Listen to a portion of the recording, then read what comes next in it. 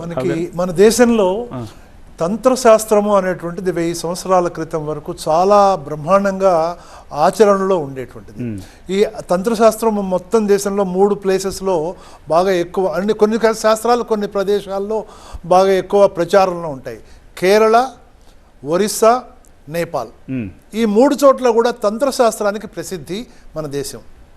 కాబట్టి మనకి తంత్రశాస్త్రము, నాగబంధం అనేవి ఎక్కడ కనిపిస్తున్నాయంటే కేరళలో కనిపిస్తోంది, ఒరిస్సాలో కనిపిస్తోంది, నేపాల్లో కూడా ఉండొచ్చు, ఇంకా వెలుగులోకి రాలేదు.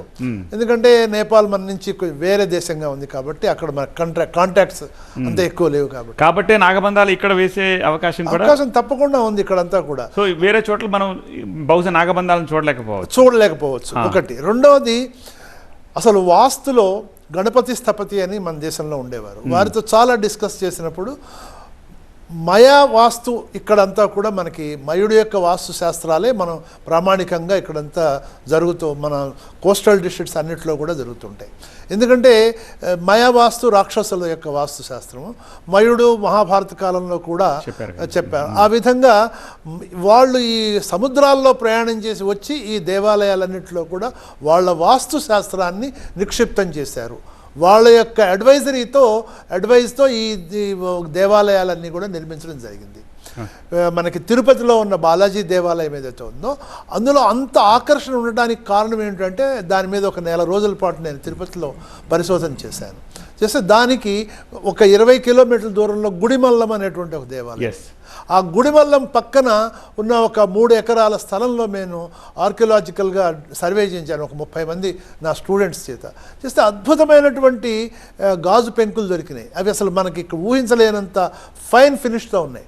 అది ఆ మయా జాతి వాళ్ళు అక్కడ వాళ్ళ యొక్క ఫ్యాక్టరీని ఏర్పాటు చేసుకుని తద్వారా ఈ దేవాలయాన్ని, బాలాజీ దేవాలయాన్ని నిర్మించారు అనేటువంటిది కొన్ని విషయాలు వెలుగులోకి వచ్చినాయి. వీటిని ఆ రోజుల్లో ఉన్నటువంటి ఆంధ్రజ్యోతిలో ఒక ఫుల్ పేజీలో రాశారు. కానీ కారణం ఏంటంటే ఈ దేవాలయాలలో కూడాను వాస్తు ప్రత్యేకం ఉంది, తంత్రశాస్త్రం ప్రత్యేకం ఉంది. ఈ 2 విషయాలు కూడా మనం గమనించాల్సినటువంటి విషయాలు. కేవలం ఆధునికమైనటువంటి ప్రక్రియలతో ఇవన్నీ లేవు అని కొట్టిపారేయడానికి లేదు. ఎందుకంటే ఈ సైన్స్ కిందటి జనరేషన్ సైన్స్ ఇదంతా కూడా. ఇప్పుడు ఆ సైన్స్ లేకపోవచ్చు, కానీ ఆ సైన్స్ని ఉంది అనేదానికి అనేక కారణాలు మనకు కనిపిస్తాయి.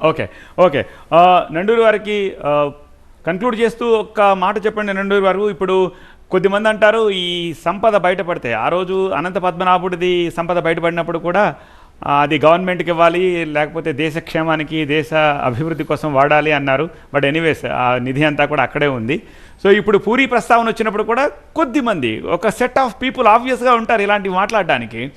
సో ఇప్పుడు ఆ సంపదని జాతి కోసం ఉపయోగించాలి అని చెప్తున్న వాళ్ళ గురించి మీరేం చెప్తారు? ఒకటి ఏమిటంటే ఖచ్చితంగా ఆలయం కోసం వాడాలండి.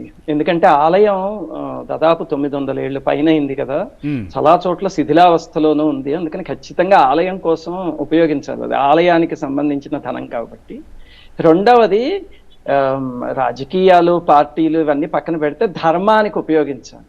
మనకి దేశం ధర్మం అంటారు కదా, ధర్మం కోసం ఉపయోగించటం, ఆలయం కోసం ఉపయోగించటం అనేది సరైనది అని నాకు అనిపిస్తుంది. అలాగనే సంపద బయటకు వస్తే దుర్వినియోగం అయిపోతుంది ఆ భయంతో చెప్తున్న వాళ్ళు చాలా మంది ఉన్నారు. కాకపోతే మీరు పూరీలో గమనించి ఉంటారు ఒకసారి, పూరీలో ఇప్పుడు ఈ స్వామి మూల విరాట్లు కాకుండా 19 ఉత్సవ విగ్రహాలు ఉన్నాయన్నమాట. అది ఆలయానికి దక్షిణం వైపు ఒక ఘర్ ఉంది, అందులో ఉంటాయి. అందులో మదనమోహనుడు అని ఒక విగ్రహం ఉంది. అది పూరీలో అందరికీ ప్రాణప్రదమైన విగ్రహం. ఏ ఉత్సవానికైనా దాన్నే ఉపయోగిస్తారు. ఒక రథయాత్రకి మాత్రమే జగన్నాథ ప్రభువుని బయటికి తీసుకొస్తారు. అయితే ఆ మదనమోహనుడి విగ్రహాన్ని ఒకసారి దొంగతనం చేస్తే చాలా విచిత్రంగా పూరీ క్షేత్రానికి క్షేత్రపాలకుడు ఆంజనేయ స్వామి. ఆ ఆంజనేయ స్వామి ఒక చిత్రమైన పని చేసేసరికి ఆ విగ్రహం మళ్ళీ బయటపడింది. అంతకుముందు గవర్నమెంట్లు, పోలీస్ వ్యవస్థ తల్లకిందులైపోయారు. ఆ విగ్రహం ఎక్కడుందో వెతుకుదాము అని, వల్ల కాలేదు. అప్పుడు చాలా విచిత్రంగా ఆంజనేయ స్వామి ప్రమేయంతో విగ్రహం బయటకు వచ్చింది. అది పూరీలో అందరికీ తెలిసిన, న్యూస్ పేపర్స్లో బాగా రికార్డ్ అయిన ఒక అద్భుతమైన విషయం. అలాగనే అక్కడ ఒక చింతామణి గణపతి ఉన్నాడు. ఆయన చెవులకున్న 250 గ్రాముల బంగారపు ఆభరణాలు ఎత్తుకుపోయి ఒక అతను ఎవడో 2,500 రూపాయలకి అమ్మేపోయాడు. ఇది 30 జూలై 2011 రాత్రి జరిగింది అనమాట. బటగణేష అంటారు. ఈ మధ్య జస్ట్ 3 years బ్యాక్ 2011 11 అన్నారు కదా. ఓకే. 30 జూలై 2011. నేను ఇందాక చెప్పిన మదన్ మోహన్ ది 2009లోనో 2004లోనో ఎప్పుడో జరిగింది. 10-12 ఏళ్ల క్రితం. ఇవన్నీ కూడా ఈ మధ్య మనం పుట్టాక న్యూస్ పేపర్లో చూసిన విగ్రహాలు ఇవన్నీ. అవి రెండో సంఘటనలో కూడా తలకిందులు అయిపోయారు, కానీ గణపతి దయ వల్ల అవి మళ్ళీ రికవర్ అయిపోయాయి.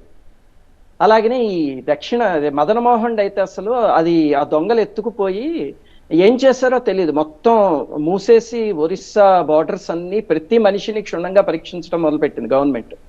అలాంటిది చాలా విచిత్రంగా ఏమైందంటే కొన్ని రోజులు అయ్యాక ఒక కోతి అక్కడ ఒక బావి ఉంది, ఆ బావి దగ్గర నించుని చాలా గట్టిగా అరుస్తోంది. అప్పుడు పాపం ఫైర్ డిపార్ట్మెంట్, పోలీస్ డిపార్ట్మెంట్ అందరూ వెతుకుతూ ఉంటారు.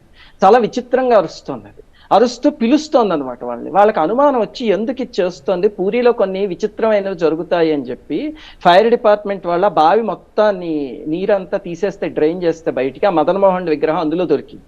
ఇది నవంబర్ 2001లో న్యూస్ పేపర్స్ చూస్తే మీరు అన్నిట్లోనూ ఉంటుంది, ఒరిస్సా న్యూస్ పేపర్లో కోతి పట్టించింది. అలాగా పూరిలో సంపదని రికవర్ చేసుకోవడం స్వామికి తెలిసి చేసుకోవాలి, అక్కడ క్షేత్రపాలకుడికి తెలుసు. అందుకని సమయం వచ్చినప్పుడు అన్ని తప్పకుండా బయటకు వస్తాయి. మనం ఆయనకి నమస్కారం చేసుకుని ఆ జరిగేవన్నీ చూస్తూ ఉండవు అంతే. సో మనం భయపడాల్సిన అవసరం లేదు, లేకపోతే బెంగపడాల్సిన అవసరం కూడా లేదు ఆ నిధి గురించి కానీ, లేకపోతే అక్కడ ఏమవుతుంది అన్న వాటి గురించి కానీ. మీరు చెప్తారు మనం తీసేస్తాము అన్న కాన్ఫిడెన్స్ అవసరం లేదు, అది అప్పటికే బయటికి రాదు అన్న అపనమ్మకం అవసరం లేదు. ఎప్పుడు కావాలంటే అప్పుడు జగన్నాథ ప్రభు చేయించుకుంటాడు. అదే ఓకే.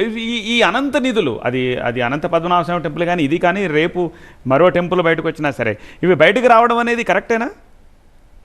ఎప్పుడో అప్పుడు రావాలి కదండి, లేకపోతే సంపద డికే అయిపోతుంది. అలాగా ఇప్పుడు ఎంత మెటాలిక్ ఎలిమెంట్ అయినా సరే కొన్ని వందల సంవత్సరాలకి డికే అయిపోతుంది, ఉపయోగించడానికి యోగ్యంగా ఉండదు. అంతకన్నా బయటకు వచ్చి ఆలయానికి ఉపయోగపడినా మంచిదే కదా అది. రైట్.